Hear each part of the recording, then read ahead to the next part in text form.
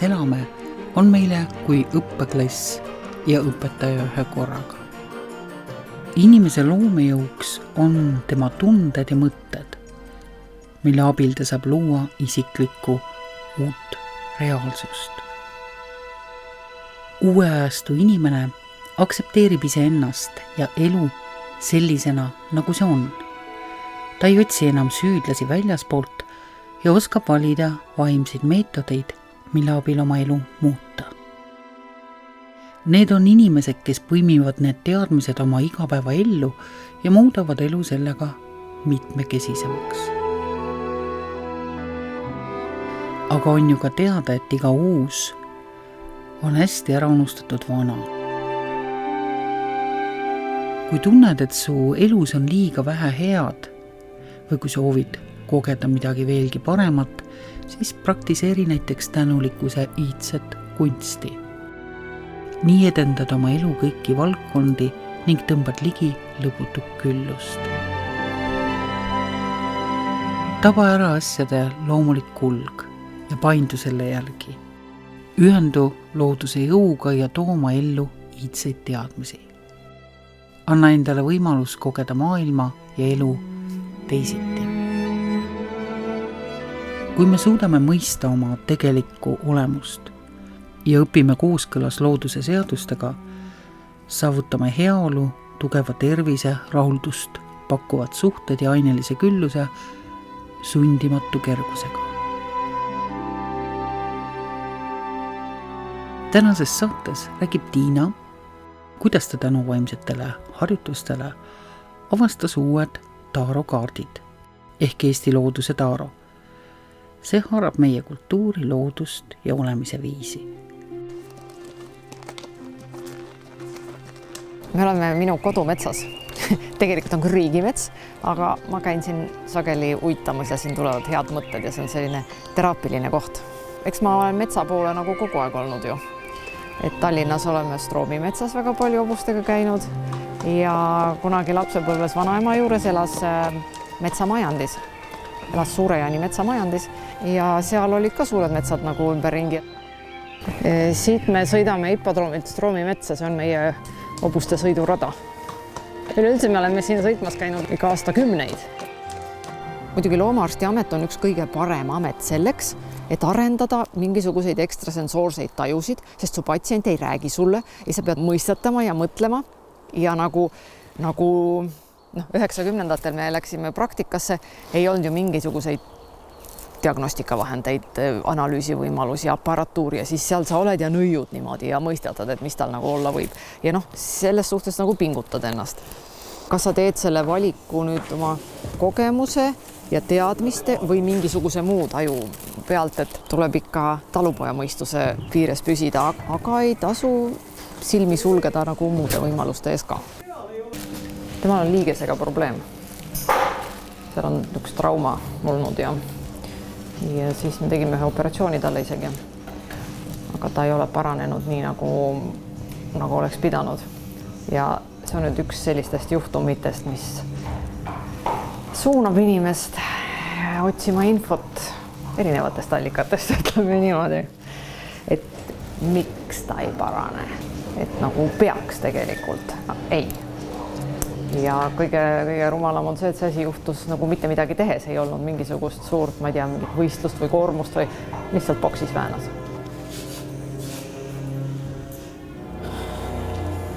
Mingi hetk ma hakkasin otsima, et ma tahaks nagu kardina taha piiluda. Lihtsalt hakkasin lappama neid nii-öelda meie vaimsaid õpetajaid ja jupp aega otsisin. Ülari videod nagu sümpatiseerisid mulle. Panin ennast selle selgeltnägemise algkursusele kirja 3-4 aastat tagasi äkki või. Ja see oli kevadine aeg, märtsikuu ja siis ma lõin põnnama. Ja ei läinud. Ütlesin ära koha, kõik oli korras. Raha maksti tagasi, mingit probleemi ei olnud ja juba see oli sümpaatne, et mulle ei pandud seda pahaks. Siis läks pool aastat mööda, aga rahu ma ei saanud. Siis ma võtsin ennast kokku ja läksin sügisel ja käisin seal ära. Algkursusel see ühepäevane algkursus. Kus oli nagu umbes, et jutt oli selline, et selgeltnägemiskogemus on garanteeritud. Ma mõtlesin, et räägi, on ju. ja siis Ülar õpetas meile seda mereranda ja vaatamist. Ja vot seal oli tegelikult see kogemus. Me pidime vaatama kellegi teise päeva, lihtsalt võõra inimese päeva. Ja see võõras inimene siis, mina nägin seal ühte naisterahvast, kes on punase telliskivi hoone taustal, siuke vanem naisterahvas, et tal on peas mingi selline punase servaga rätik, et ta meenutas mulle Kihnu virvet, ma räägin siis. Nii. Ja siis see inimene vaatab mulle otsa niimoodi pikalt ja ütleb, tead, meil oli pidu Sangaste lossis, mis on punane. Ja need olid rahvarietes. Nii, see oli nii, appa. Nii. Ja siis järgmine kogemus oli, Ülar andis meile ju harjutusi, et nüüd te teete, et oled kala, siis oled lind, siis oled vot see loom ja teine loom ja nii edasi. Ja minu jaoks oli täiesti uus asi ja siis üks õhtu hakkan nagu olema kajakas. Ja siis ma sain täiesti ehmatava kogemuse. Et üks hetk ma tunnen füüsiliselt, kuidas mul tiibade all õhk liigub. Täiesti füüsiliselt. See oli ehmatav ja kuidagi ma ei tea, süda hakkas puperdama selle peale niimoodi. Mul on jube kahju, et ma lõin kartma ja tulin sealt nagu ruttu välja. Tegelikult oleks pidanud edasi lendama. Ja peale Iikat tulid need mõtted. Siis vaatan, tarokursus Iikal. Ja niimoodi iga 3. pühapäev sügisine aeg mõtlen, jess, nüüd ma lähen. Ja käisin ära ja oli täitsa tore. Soetasin endale oma tarokaardid. Rider-Waite'i omad ostsin turult, pelgasin neid algul, panin nad kappi. Ei julenud puutuda, mõtlesin, nemad on seal oma ette, võtsin hoogu. Siis mingi hetk hakkasin nendega suhtlema, võtsin niimoodi ja tegelen ja siis mõtlen, et ebamugav on segada ja siis nad kukuvad käest maha, sest nad on liiga suured. Muidu on tore, aga vot nii, et ma tahaks nagu väiksemaid ja siis hakkasin vaatama, mis kaardipakke üldse saadaval on. Neid on ju mustmiljon. Siis ma leidsin ühed kaardid, mis on ka loodusega, maailmalooduse ja hallikas sinine taust ja mingi loom lihtsalt seal keskel ja siuke täiesti lage. Ja see on tegelikult väga hea, sest et kui panna mitu kaarti kõrvale, siis silmal on seda kerge vaadata ja see kaardipakk mulle väga meeldis. Aga seda ei olnud saadaval ka sobivat formaati. Ma ei leidnud kuskilt väiksemat formaati ja siis ma ahastasin, et muidu on ju kõik hästi ja kui oleks see olnud saadaval nagu väiksemas formaadis, siis Eesti Looduse taro tõenäoliselt ei oleks tulnud. Nii. Siis ma vaatasin, et ma ei saagi, et ma pean ise tegema, kui ma tahan midagi sellist. See oli kõige esimene neist, mis ma nagu kaardina joonistasin. Siis ma mõtlesin, et okei, et päikesekaardil hobune on nagu kohustuslik element, et kuidas ma selle hobuse sinna paigutan.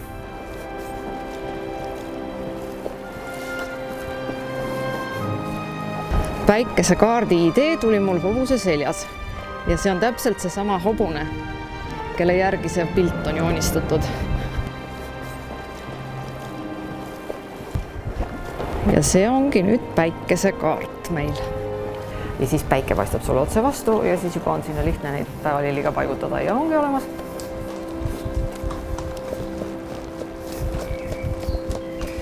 Need kaardid on siit pärit. Siin on tulnud need ideed. Need ongi puhtalt vot sellest metsast siin tulnud. Mul oli suur koer, kellega ma käisin väga palju siin uitamas ja tänu sellele tulid ka, ma arvan, need ideed. Nüüd koera mul kahjuks juba aasta aega ei ole, see oli kohutavalt kurb asi, aga ma kunagi võtan uue koera. Et mis nagu kindlasti on Iikaga seotud, on see, et ma hakkasin joonistama ja maalima uuesti. Ma viimati tegin seda teismelisena. Aga siis see jäi täiesti unarusse, sest ma tegelesin täiesti muude asjadega, hobuste ja võidusõitude ja veterinaaria ja kõik muuga. Et mitte mingit kunsti, ma ei tea, 30 aastat või kauem. Ja seoses Iikaga, nüüd see on täiesti kindlalt. Kõigepealt tarokaardid. See oli täiesti sõge mõte hakata neid joonistama ju 78 tükki, et ma ei ole kunstnik, et mul tekkis ju sund joonistada need tarokaardid. Kopratamm, nad ikka teevad tempusid. et tammide lõhkumine on täiesti mõttetu töö, see on nagu nõiaväel tagasi.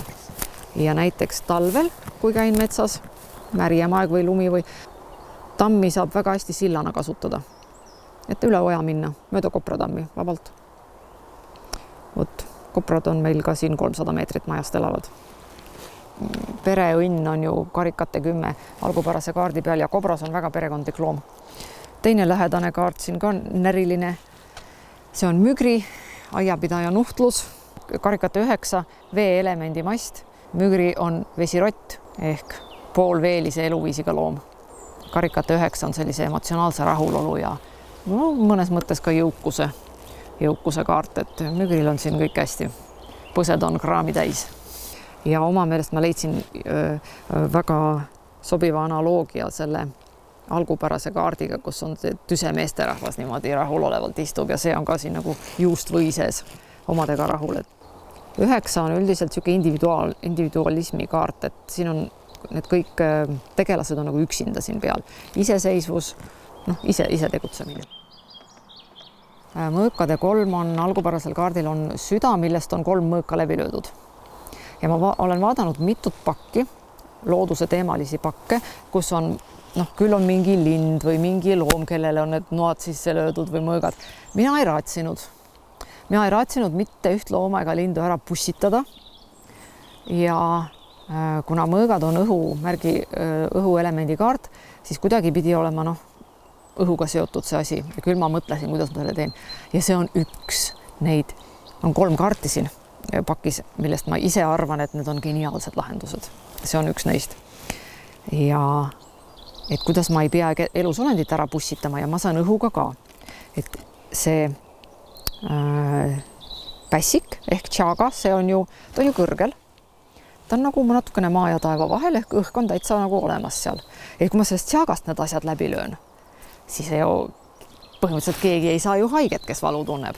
Nii? Ja talle saab anda südame kuju. Eks ole, ma võin selle tšaaga kujutada mis iganes kujuga. Ega kui ta ladumises välja tuleb, siis ta hea kaart ei ole iseenesest. Ta on ikka südamevalu ja mingi riid või ebaõnnestumine või midagi sellist, et see on ikkagi väikse arkaani kaart, aga ta manitseb teatud tähelepanule.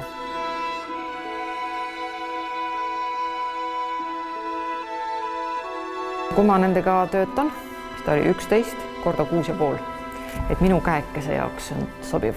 Ja ma usun, et selliseid käekesi on palju, kelle jaoks ta on sobiv, et ta on mugavasti istub peos. Et ma olen seda kaartidelt info lugemisse suhtunud niimoodi, et nagu me võtame iga päev pilvest infot arvutiekraanile. Et see on nagu ekraan ja taro teadvus on pilv.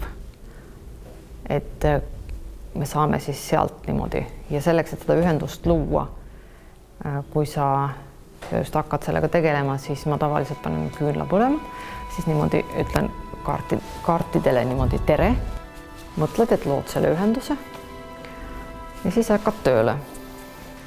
Mingi loov projekt, siis selle asja prognoos on üsna hea, et sest narr on uued algused ja julge pealehakkamine ja see, mis siit järgi tuleb, see on kõik väga nagu ütleme ülesehitav.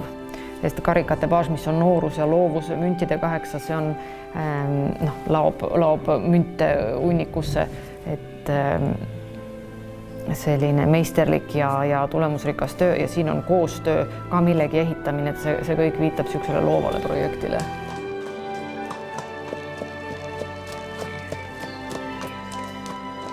Ja siis oli Ülaril see paberimaagia koolitus ja tundus põnev, sest mul oli nüüd kaartide joonistamise nagu pliiatsiga joonistamise kogemus all ja läksin sinna, et seal akrüülvärvidega teed midagi siis, mis iganes, et seal ei pea mingit teost välja tulema, et teed seda, mis tuleb niiviisi. Tuli siuke pilt, tuli ootamatult hea tuli see pilt. Ja peale seda paberimaagiat, siis tuli uus mõte, et aga ma võin ju nende kaartide järgi, mul need algsed joonised on ju olemas, nagu suuremad õlimaalid, et siis ma saan küll näituse teha. Ta ongi nagu õlivärv, et sa teed ja see on nagu õlitatud, ta on siuke mõnus selline, sa saad neid värve segada, sa saad teda teha eritonaalsuses, nad segunevad omavahel, ta kuivab aeglaselt. vaatad, midagi läheb valesti, siis saab seal veel parandada ja värki.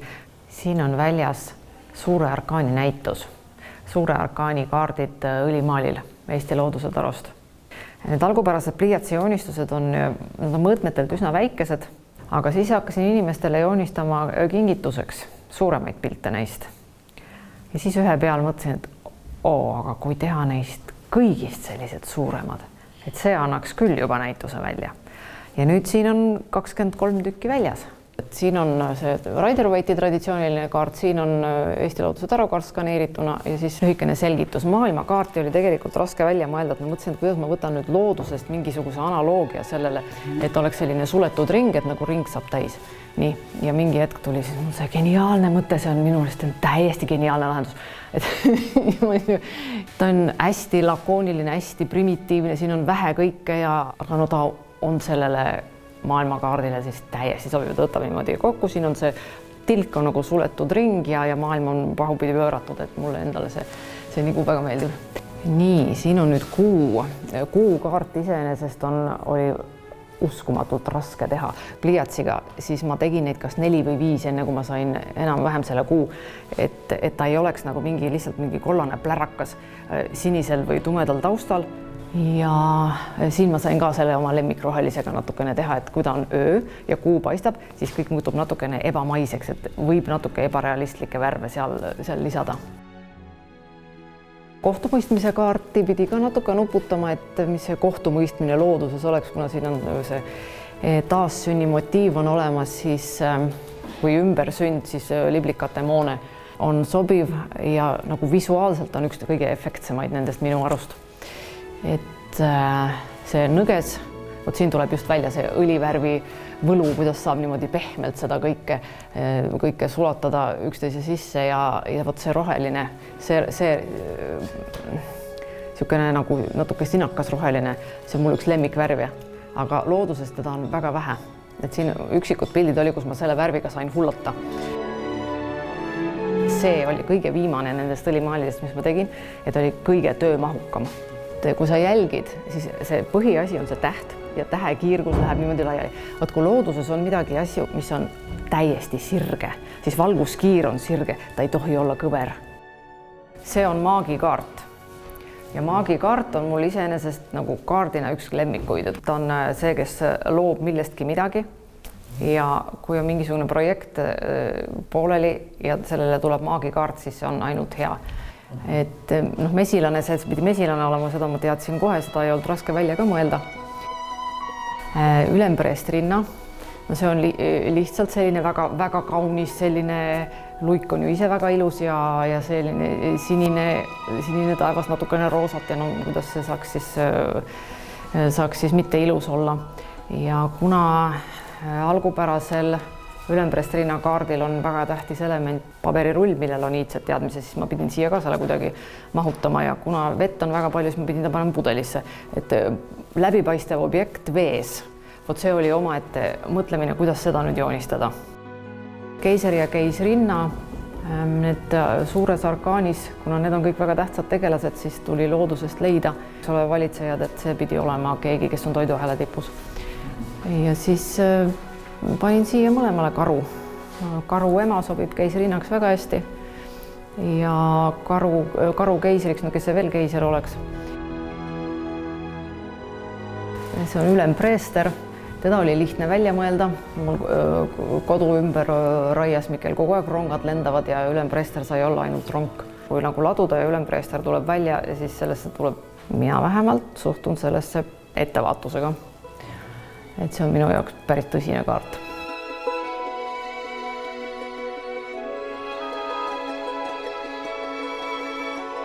See on surmakaart, seda oli väga lihtne välja mõelda, valge kärbseseen, mis see muu olla sai, et kui ta on Eesti looduse taro, et miks seal inimese pealuu on, ta pidi seal olema. Esiteks ta väga hästi lingib algupärase Rider-Waite'i kaardiga, kus siis surm on ilma pealuuta, eks ole. See peab seal olema ja ta klapib valge kolp, valge seen, visuaalselt on ta hea ja samas see on ka ju, inimene on ka osa loodusest ju sellest ringkäigust ja siin on inimene sellises olekus, kus ta loodust nagu mõjutada ei saa mitte kuidagi moodi. siis õigluse kaart oli suure arkaani kõige viimane, mis ma tegin, sest ma ei suutnud välja mõelda, mis seal peal peaks olema, et metsikus looduses õiglust, no kuidamoodi sa seda kujutad, eks. Ja siis mõtlesin juba, et kes seal veel puudu on nendest tähtsatest tegelastest meie metsas, siis hunt oli puudu, mõtlesin, paneme hundi.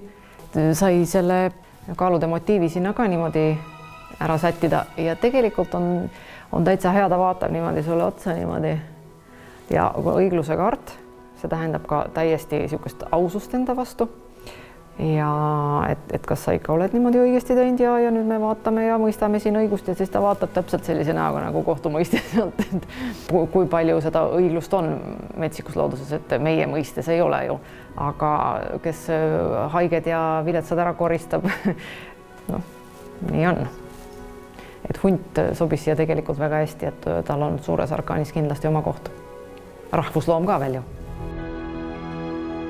See jõukaart ta iseenesest tähendab mingisuguste raskuste ületamist, oma pahede või halbade mõtetega toime tulemist ja sellegipoolest edasiminekut ja edu, aga noh, see kõik käib sellise, ütleme, läbi raskuste edu poole või midagi sellist. Tavaline võilill jõukaardil.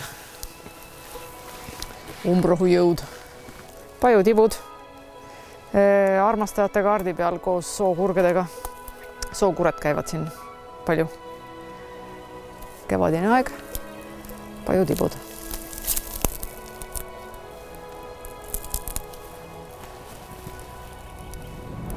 See on sauade kuninganna. See on kuidagi minu kaart. Ja metskits. Metskitsesid on siin väga palju. Nad käivad meil maja ümber. Need on nagu koduloomad pooleldi ja must kass. Ja ta on niisugune visuaalselt kena kaart. Ja kui ta nagu ladumises välja tuleb, siis see on tore. Ta on natuke nagu nõiakaart, et see ka sauade kuninganna, no sauade mast on inspiratsioon, eneseteostus, ka ise, noh jah, ta on vaimse asjade poole. Ta on väike arkaan küll, aga ikkagi ta on niisugune hea kaart. Nagu vaimset mingisugust edasiminekut või iseteadvat naisterahvast või midagi. Ja no kass on ju ka tore. Ta on nunnukas, ta on täielik kaisukas. Kaisukas ja nunnukas. Ja näiteks kõnnin, tema kõnnib ees. Oi, kui tore kirp. Jaadu. See ongi 50-ndatel või 60-ndatel on ehitatud. Oi, kas sina sööd? Oi, ta sööb. Tema on Soome hobune.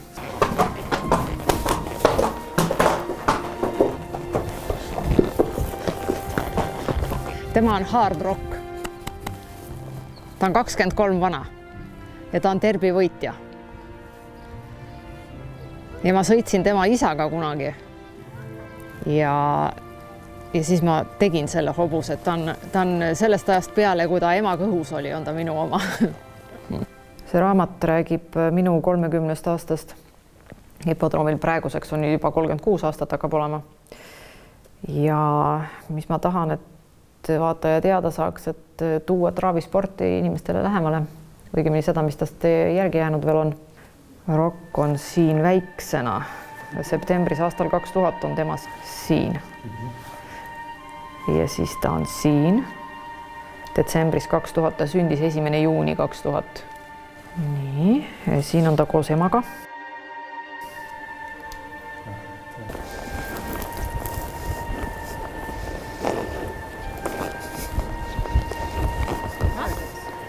Mailõpp, kevad. Kuidas hobustele meeldib kevad, jah? No siis on, rohi hakkab tulema, saab värsket rohtu süüa, muidugi saab kuiva heina pealt ära jälle.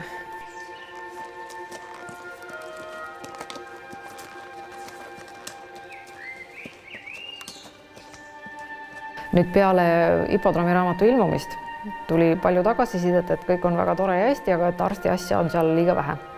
Et me tahame arsti asja rohkem. Siis ma kirjutasin teise raamatu veel. Juhtumid on elust, need on anonüümsed. Kui eelmise juures olid inimesed ja hobused kõik oma nimedega, siis siin on täiesti anonüümne muidugi kõik, kuna see on ju elementaarne, eks ole, patsientide ja klientide suhtes. Ja siis on üks, mis on ja siin üks päev tulen, tead, metsast, siit samast ja seisab seal ojas põder. Ja vaatab otsa mulle, mul on foto ka sellest põdrast. Põdralehm, jah. Põdrad on puljalehm. Me käisime süstimas seda liigest ja ta on peaaegu korras või isegi täitsa korras.